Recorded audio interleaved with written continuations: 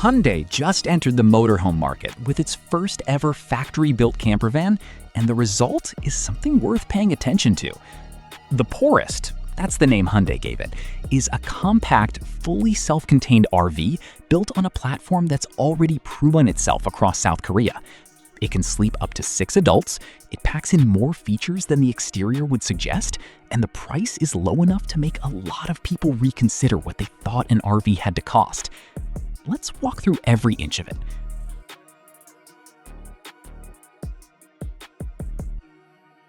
Starting with the price, the 2-seater version is priced at around $41,000, and the 4-seater comes in at roughly $54,000. The Poorest sits on the Hyundai Porter 2 platform, which is a cab-over mini truck that has been a fixture on South Korean roads for decades and carries a strong reputation for durability.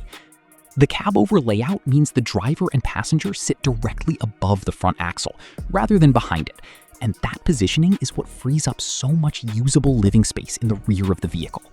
The engine lives under the passenger seat, a 2.5-liter turbo diesel producing around 133 horsepower, paired with a 5-speed automatic gearbox driving the rear wheels. It's not a powerhouse, but this is a camper designed for travel, not track days.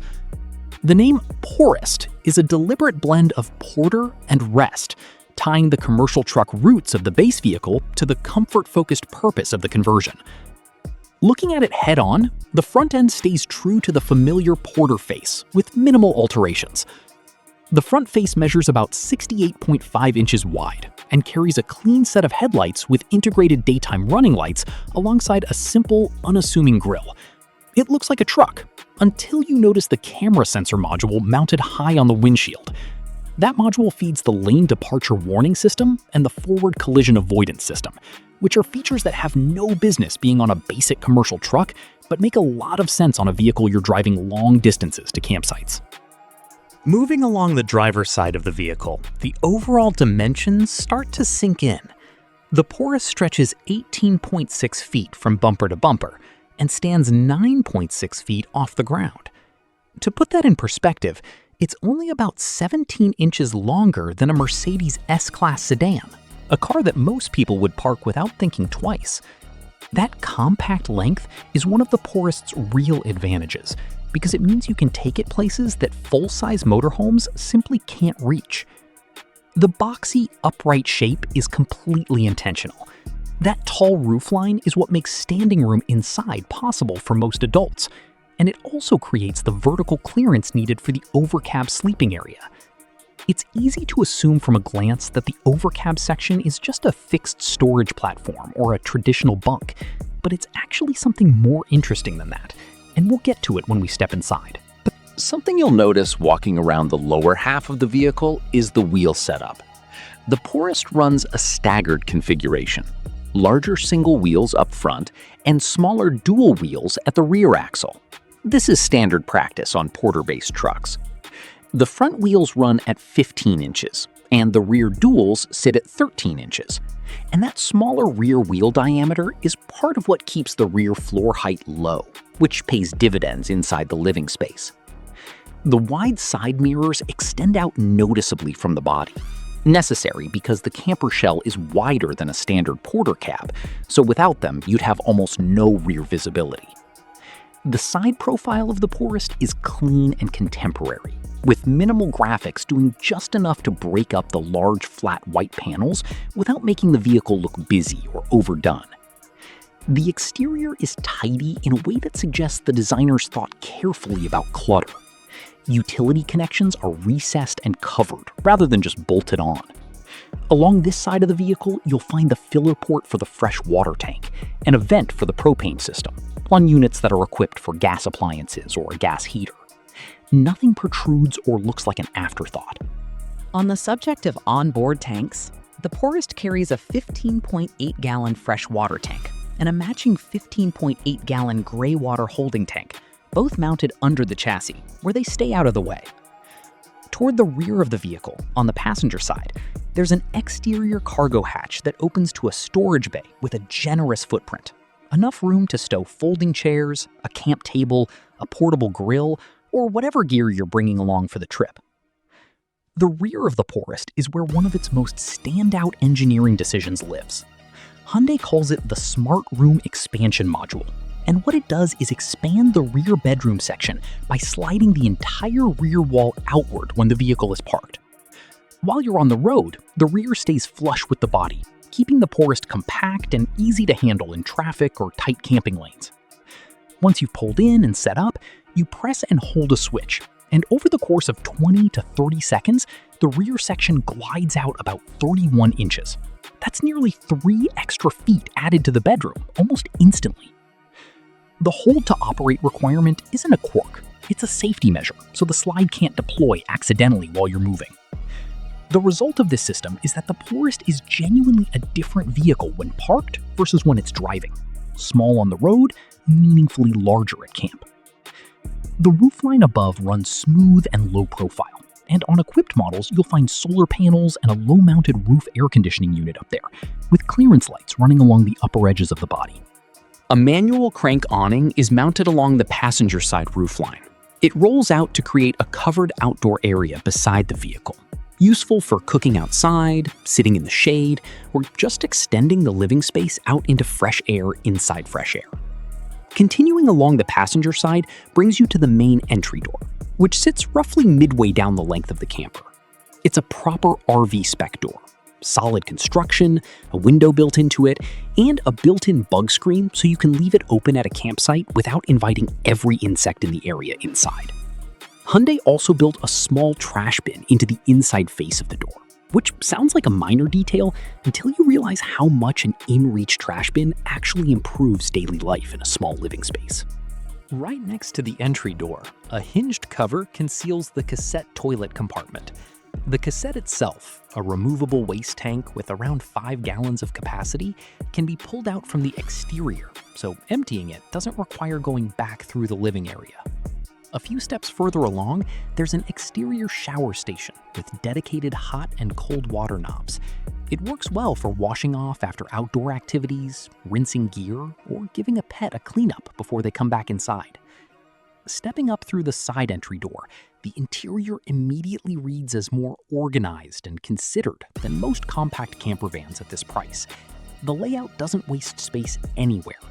Just inside on the left side of the entryway is a dedicated shoe storage cubby, and right at eye level above it is a smart control panel that displays your battery charge level and tank fill levels, while also giving you control over the interior lighting and the furnace. Everything you'd want to check or adjust first thing when you walk in, right there in one place. Moving further in, the lounge and dinette area takes up the front section of the living space. Along the driver's side wall, you'll find the 2 second-row seats that were originally part of the Porter cab. Rather than removing them, Hyundai integrated them into the living area. When the vehicle is in motion, they face forward and have seatbelts, so 2 passengers can ride back there legally and safely. Once you've parked and are settling in, those same seats swivel or fold around to face inward toward the interior. Pair them with an inward-facing bench seat that sits just behind the front passenger position, put the table between them on its telescoping pedestal, and you have a proper dinette that can seat several people comfortably. Lower the table all the way down, and the dinette can also be converted into an additional sleeping surface. The lounge materials are noticeably better than the RV segment's reputation might lead you to expect. The seat cushions are soft, the fabric covering them is durable without feeling cheap, and the latches on all the storage compartments are solid. Each window in this section has its own pull-down sunshade and a built-in bug screen, so you can adjust privacy and ventilation independently. With windows on both sides of the lounge, the whole area stays bright during the day. It doesn't feel like a campervan interior. It feels more like a well-designed small apartment. Look up above the lounge and the cab, and you'll find the drop-down smart bed system. Rather than building a fixed overcab bunk that would cut into the interior headroom all the time, Hyundai used an electrically operated platform that parks up at the ceiling when not needed. Hit the button and the full-size bed lowers smoothly from above. It comes fitted with a mattress and is rated to handle the weight of 2 adults. A removable ladder clips onto the platform edge when it's time to climb up. Once you're up there, the space is bigger than the exterior dimensions would imply. Someone around 6 foot 2 inches can sit up without hitting their head, and lying flat is comfortable. There's a dedicated reading light overhead and windows on the sides for ventilation, so it functions as a proper loft sleeping space rather than a storage shelf with a mattress on it. On the passenger side wall, to the left of the entry door, is the kitchen galley. It's compact by design, but executed well.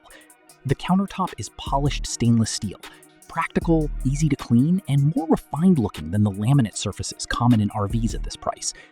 Set into the counter is a sink basin with a folding faucet. When the sink isn't in use, the faucet folds flat and a glass lid closes flush with the counter surface, effectively reclaiming that area as prep space. Below the counter, where you might expect a propane burner setup, the Poorest has a built-in microwave oven instead. There is no dedicated cooktop in this kitchen. Hyundai made the decision to go electric throughout, so cooking either happens in the microwave or on a portable induction plate. That's worth knowing before you buy. If cooking over a flame is non-negotiable for your camping style, you'll need to factor in an induction cooker. For storage, there are overhead cabinets that open on gas struts so they don't swing and slam, and a full set of drawers and lower cabinets under the counter, all with positive locking latches that keep everything in place while the vehicle is moving. The cabinetry itself has a clean, finished look. It doesn't rattle, it doesn't flex, and it looks like something you'd find in a purpose-built small kitchen. Right beside the kitchen is a tall, slender refrigerator and freezer combo. The capacity comes in at 39.6 gallons, which is on par with what you'd find in many larger Class C motorhomes. That's enough cold storage to supply a week of food without needing to restock, which is a meaningful advantage if you're camping in areas without nearby stores or supermarkets. And just above the kitchen section, integrated into the cabinetry, is the cabin air conditioning unit. Climate control in a vehicle this size is not always a given, so having a dedicated AC unit built in, rather than a portal unit taking up floor space, is a practical win. Directly across from the kitchen, along the driver's side wall just before the transition to the rear bedroom, is the wet bath. It follows the all-in-one layout, where the shower area and the toilet share the same enclosed space, a format that's been standard in European compact motorhomes for years and makes a lot of sense when you're working within tight dimensions. Entry is through a waterproof swing door. Inside, the sink is mounted on a fold-down bracket on the wall. When you need it, fold it out. When you want the room for a shower, fold it back up out of the way.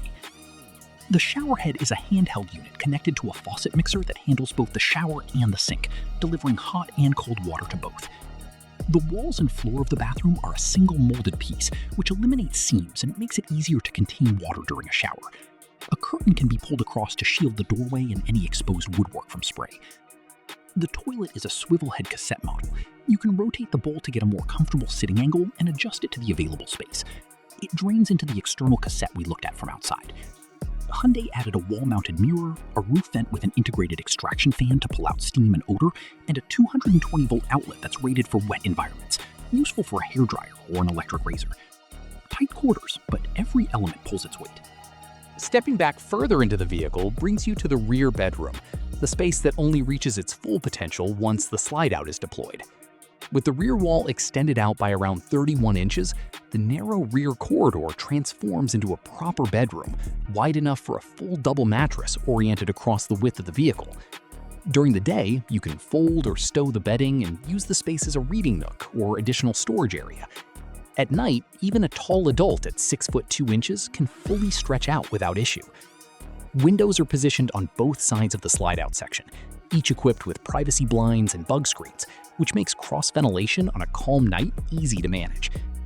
LED reading lights sit overhead in the bedroom section, and an air conditioning vent ensures the temperature back here stays comfortable without relying on airflow from the front of the vehicle. Waking up in the morning and looking out the rear window at wherever you've decided to spend the night, that's the kind of detail that Hyundai seems to have thought about when designing this space. It feels intentional rather than accidental. And when it's time to move on, the slide-out retracts in under 30 seconds, turning the bedroom back into a compact rear corridor ready for travel. The driver's cab is 3 steps down from the main living area, and it feels like stepping into a different vehicle, a comfortable, if no frills, truck cab. 2 cloth bucket seats with armrests face an analog instrument cluster with a center-mounted screen and a steering wheel fitted with media controls. Despite the commercial origins of the platform, Hyundai included a heated steering wheel and automatic climate control, plus the safety systems mentioned earlier, lane keep assist and forward collision avoidance, which make extended highway driving noticeably more relaxed. Visibility out front is strong, thanks to the large windshield and the elevated seating position. Because there's no rear-view mirror in the traditional sense, there's no window to look through. Large side mirrors handle most of the rearward visibility, with some models getting a rear camera display on the center screen. At the end of all this, the Hyundai Porist makes a strong case for itself.